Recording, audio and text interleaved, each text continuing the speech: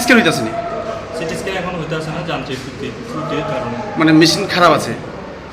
কতদিন ধরে পরিষেবা বন্ধ?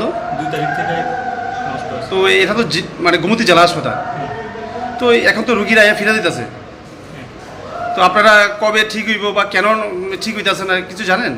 হয়ে যাবে 2-3 দিনের মধ্যে হয়ে যাবে ঠিক। না, যেদিন 2 তারিখ থেকে যেমন নষ্ট হয় তখনও তো 2-3 দিনের মধ্যে ঠিক হইব কোয়া হইতাছে, সেই 2-3 দিন কবে শেষ হইব? ইঞ্জিনিয়ার এসেছে, কাজ চলছে, ওখানে চলছে।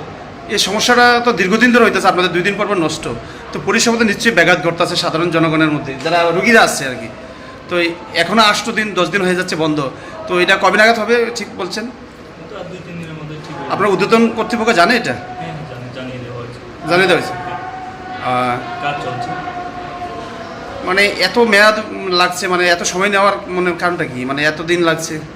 এটা তো হেড অফিস থেকে কোনো এই কোম্পানির নাম? সঞ্জীবনী।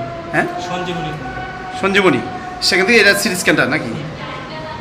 এখন আপনি কি দায়িত্বে আছেন এখানে? আমি এখানে টেকনিশিয়ান। টেকনিশিয়ান, কী নাম দাদা? আমার নাম অতুল নদী।